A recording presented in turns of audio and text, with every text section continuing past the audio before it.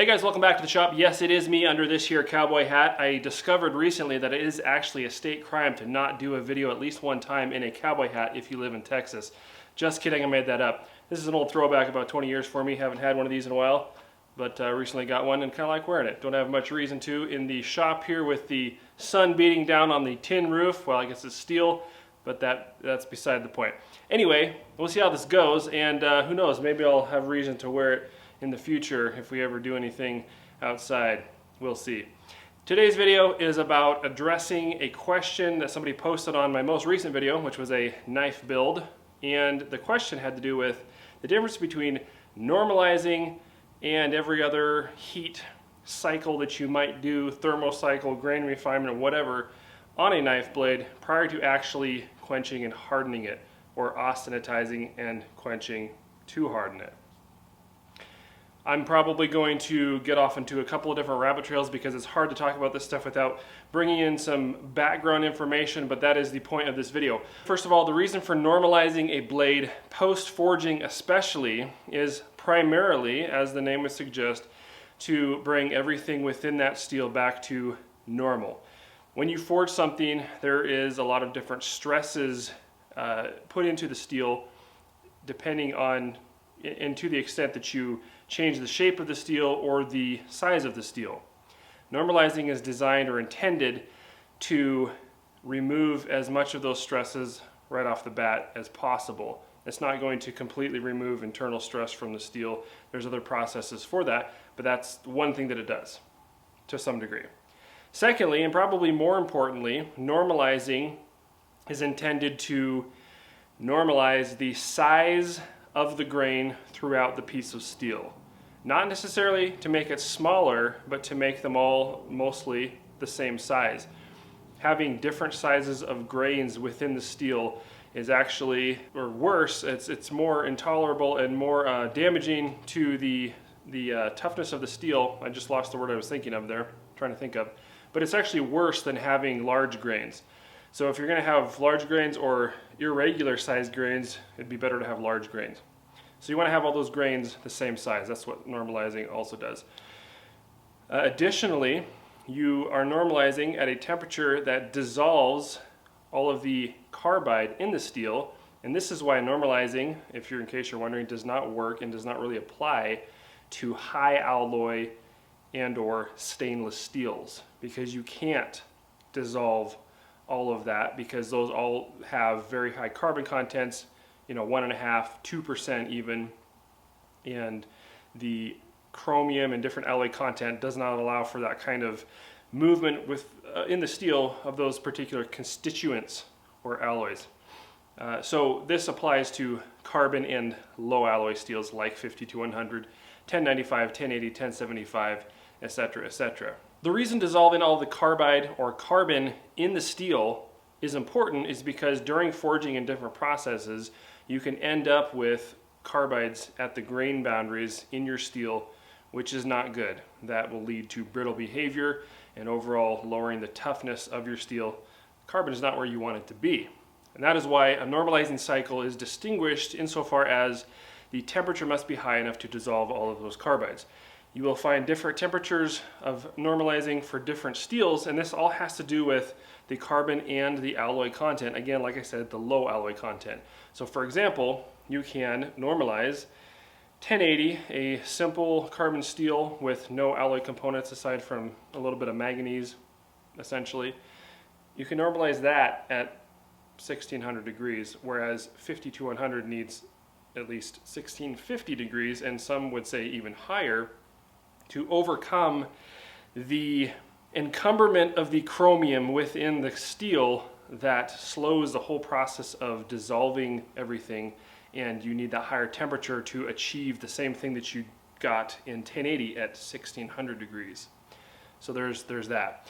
So that's normalizing in a nutshell, and it really is important to normalize your steel prior to doing anything else to it. This is sort of the foundational treatment that you're going to do to prep your steel for the next thing that you do to it, leading up to hardening and then tempering, and then you actually have a decent, usable, high-functioning, hopefully in fact, blade.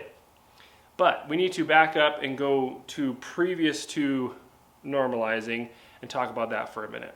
All right, so what state is your blade in prior to normalizing? Well, that depends on what you're doing exactly. If you've forged a blade, it could be in various different states, so we're going to talk about that. Or if you're doing a stock removal blade, it is typically going to be in a heavily spheroidized state until you heat that steel up from the condition that it came from the manufacturer or the dealer. It's typically going to be in a heavily spheroidized state.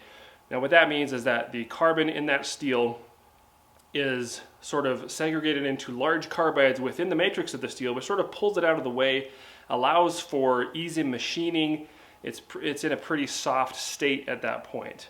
Now that, depending on the steel, can be a little problematic for when you go into actually harden the steel, when you austenitize the steel, heat it up to your quenching temperature and then quench it. So for that reason, and specifically with 50 to 100, I still normalize my stock removal blades. Why? Because I want those carbides, that carbon, to be dissolved from those large carbides and released out into the matrix of the steel in a finer form, which is more readily available to go into solution when you heat it up for the austenitizing cycle right before you quench it. So I recommend, and again it depends on the steel, but with a low alloy steel like 50 to 100, I prefer to normalize prior to anything else, even though it is not a forged blade. But let's talk about forged blades now for a minute. Forging can be, like I just mentioned a minute ago, very stressful to the steel, and that has to be taken into consideration. But forging can actually also be very beneficial to the steel. You hear a lot about how great a forged blade is and how much better forged blades are. This is very subjective, and it really depends on who's doing the forging and how they're doing it.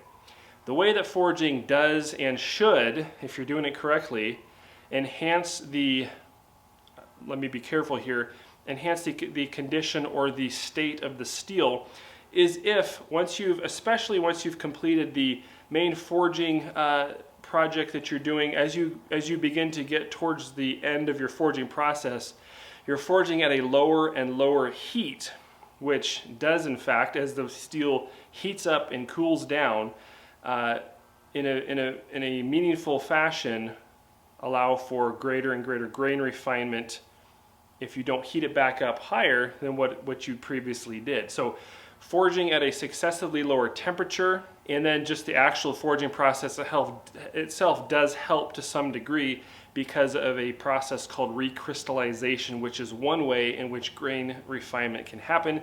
The other way is the thermal process, which does happen in normalizing and in other successive cycles, which we will get into in just a minute. So to sum up the forging the aspect of it, you can either just pay no attention to how you forge and largely overheat your steel, and then you can, just keep it at a high heat the entire time, and then go into a series of thermocycles and normalizing to try to normalizing and then thermocycles to try to correct that issue that you created. Or, which I think, and you'll probably agree, this is much better, is through a careful forging process in which, yes, you do have to heat it up to a certain temperature to forge the steel without creating undue internal stress in it. But specifically, and as you get closer to your finished dimensions, you can begin lowering that temperature successively, even just by a little bit. Each time you pull that out of the forge, do your work. As it cools down, you put it back in. And you could also let it cool down to a black heat, which would take longer, of course, to do that process and then heat it back up in the forge, but that would help it as well. So what I'm trying to say here is a careful forging process will actually do a lot for your blade prior to normalizing. But normalizing is still important for the reasons that I mentioned. Of course, helping reduce internal stresses, normalizing the grain size throughout the blade or the piece of steel, and of course also dissolving those carbides out of the grain boundaries so that it's prepped for a better condition as we go forward. There are some traditions, such as the Japanese bladesmithing tradition, that forgoes a normalizing cycle in lieu of very careful and deliberate forging practices similar to what I just mentioned. But that's up to you. to experiment with and decide for yourself if that's how you want to do it in your forge. So, post-normalizing, what do we have now? Well, there's a lot of different ideas and debates about this, and again, you are going to have to decide what works best for you in your forge, but you're going to hear all kinds of things like multiple different thermo-cycles at graduated temperatures, 1550, 1500, blah, blah, blah, all the way down to 1450, etc., etc. And then, you're going to austenitize, and then you might even do a double quench, and all these different things. And through the years of study that I've done, multiple years of study, and specifically on 5200, I have come to find that it does get a little bit more complicated than it really needs to be. And I think because a lot of people don't actually know the metallurgy behind it, they hear something or they see a technique that seems to work, or they're doing something that could be done with much fewer steps, but they're achieving a similar result through these processes that they're doing when they don't really need to be doing that. There's so many different things. I can't speak to even a fraction of the different things that people come up with. And then of course there's, different things that are still attached to traditional bladesmithing from centuries ago that had, good use and purpose in the materials that they had 300, 200 years ago that don't really apply today. All these different kinds of things. So I'm just going to tell you what I do and why. So following a normalizing cycle, the next thing I do is a form of divorce eutectoid transformation. So it's a type of annealing process. And every annealing process, well, there's different annealing processes. So the goal with this particular one is to keep it below austenitizing temperature. And again, that is going to depend on the particular steel, the amount of carbon in it, the different alloy components, low alloy components in it. Those are all going to affect the point at which the steel turns to austenite, where it's actually in solution and dissolved and can then be turned into martensite by quenching it quickly in your appropriate medium of quenching. Oil, whatever it is, usually oil. The purpose for this annealing process is to further refine the grain, and that is done through further dissolving carbides out of larger carbide structures. So I want a fine dispersion of carbides into my steel. The way this helps refine the grain when I reheat it for austenitizing or some other process, which I'll get to in just a second, is because grains form on nucleation sites, which is these fine carbides. So the more nucleation sites you have in a piece of steel, the finer grain you're going to get. So with an appropriate process or a DET annealing step, you can in a very short amount of time create a very fine grain structure in your steel without going through all these different successive steps. And the reason is because you're employing different mechanisms to achieve the same thing. That's something that's very important to remember. Yes, you can get a finer grain by doing like 4 or 5 different cycles, but you're going to get something else that you don't want, which I'm going to talk about in just a second here. And so again, let me repeat that. You're achieving the same results by employing a different mechanism that's inherently built into the steel. So a process or DET anneal, you can look that up and read more about it. But again, it further reduces stress within the steel. It softens it because it allows those carbides to segregate out of the matrix of the steel, so to speak, using kind of simplistic language there. But when I do that, I can actually, and I do that, and then following my DET anneal, I do, what am I trying to say? I drill the holes for my pinholes in my full tank blades at that point. And it's not butter soft, but I can definitely get a drill bit through it without much issue.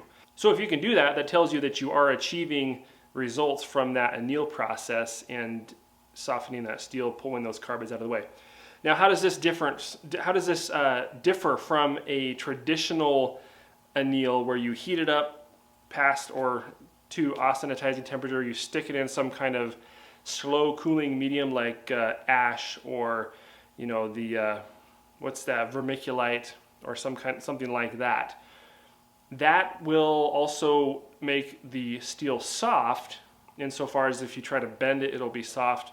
What it won't do so much is allow for ease of machining or drilling, because what you're achieving there is a type of lamellar annealing, and so you have basically strips of pearlite, cementite, and ferrite within that steel, and so it really doesn't help you that much. Also, in regards to machining and drilling, also it is not a very desirable state for going into austenitizing, because pearlite is the most stable phase of steel.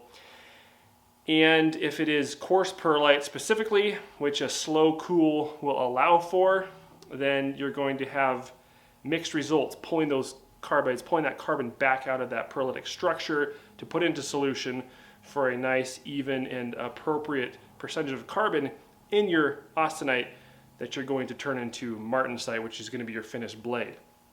So for that reason, the traditional anneal with that lamella structure there, not what we want. So the DET anneal, again, this is something that's best done with a kiln. However, you can do it fairly effectively by hand with a torch or in a forge.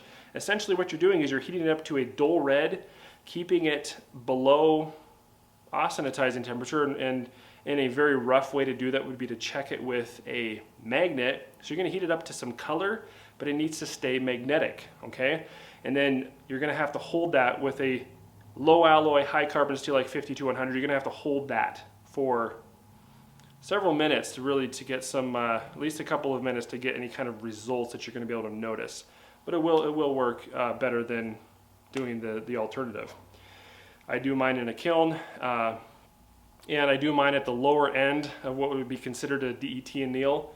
And the reason for that is because the state in which your steel is as you go into this process is going to change where your austenite begins to form a little bit. Hopefully this doesn't sound like too much gobbledygook, but again, the availability of your carbon, the state that it's in, is going to also determine where you get to austenite and into solution. So I hold mine down at 1400 degrees, and you could go up to 1425 or thereabouts, but I get good results with that. And I kind of experimented with that a little bit and may do some more in the future. But you don't want to go up to austenizing temperature, because if you do that, then you are going to get into, like I said, creating that pearlitic structure, which we don't want at this point. Now, a lot of guys will go ahead and go from this DET or process anneal into austenitizing and then into the quench, and that's fine. There's nothing wrong with that. I like to throw in one more thermocycle at 1500 degrees, pull out air cool, very similar to normalizing, but the temperature is different, which is very important. The reason I do that is because even though pearlite is the most stable phase of steel, if you have a fine pearlitic structure prior to austenitizing, that is your most beneficial state, or easiest state.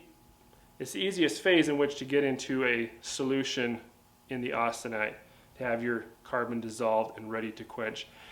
The way you control how much carbon goes into solution is, of course, the temperature, specifically, or I should say primarily the temperature in your austenitizing process. Again, we'll get into that later. I go at 1475. Very good results with that. But again, that's very important and very dependent on everything that you've done prior to that, which is why we're making this video. So that's what I do, and then I go into austenitizing and I get great results from that. So what you're going to get out of this is a fine grain structure. You're going to get an appropriate level of carbon in your solution prior to quenching, and you're going to get a fine dispersion of carbides throughout the matrix of the steel for everything that is not in solution, and that is what provides you with the abrasion resistance that a medium to low carbon steel will not have. So that's what you want. Tough blade, great edge retention, and that is why I use 5200 steel. I love it, but I need to say one more thing about 5200 steel, and that is the 1.5% chromium. If we're going to go all the way back to the forging, that is one reason why it's a great steel for forging and just in general stock removal too. But that chromium there slows everything down when it comes to grain growth and diffusion of carbon, and so it helps keep that grain size small throughout the entire process and really aids in all of this. So this is the process that I use on 5200, and you can do the same thing with a simple carbon steel that does not have the alloy component. such as 1095 or 1080, 1075, and you're still going to get good results. You might have to tweak things a little bit, and your temperatures are going to be a little bit different because you don't have that alloy component to overcome. And so this is not just a plug and play, and frankly, heat treating never is. And if you're looking for just a plug and play, well, there isn't one, unless I make that video on 52100. So if you're interested in that, then let me know. But I was going to say one more thing. As I mentioned earlier, I was going to tell you, you get something with all these different graduated and continual Thermo-cycles. I used to do some of these, but I soon realized that, well, you can simply look at your blade after you pull it out of, it's like 3 or 4 different Thermo-cycles. Are you going to get a fine grain? Yes, but you're also going to get something else, and that is carbide segregation in your steel. It's going to start creating literally different lanes, and I'm blanking on the word again here. What is the word? I will think of the word hopefully. But you can look at your blade, you can see like a pattern on it. That's from the carbide segregating through those multiple Thermo-cycles, okay, when you're heating it up, cooling it down. But you know the Wootz steel, the traditional Wootz steel. If you go study the traditional Wootz steel, you will find that there's 2 different ways to create or maintain the pattern in that steel. Now it all starts with a carbide forming alloy, particularly and specifically vanadium, and they melt it into an ingot in a crucible, and then they've got a piece of steel, and they forge it out into a blade. Now if you go out and study this, there's different people that will say different things about how the pattern was formed, and they're both true. The first one is that you keep the steel cool enough in the forging process to not disrupt or dissolve the dendritic structure within that steel that forms as it cools from a molten pot of steel. And it actually forms, it kind of looks like the frost on a window, like the leaves, like the frost on the window. It's got all these cool patterns and stuff. The carbides in a piece of steel will do that as they cool. It's really, really interesting. And so to maintain those dendritic structures in the steel, you can't heat it up to above a certain point. And I don't know what that is specifically, and it probably varies from piece of steel to piece of steel. But you can't, if you do that, you're going to destroy them.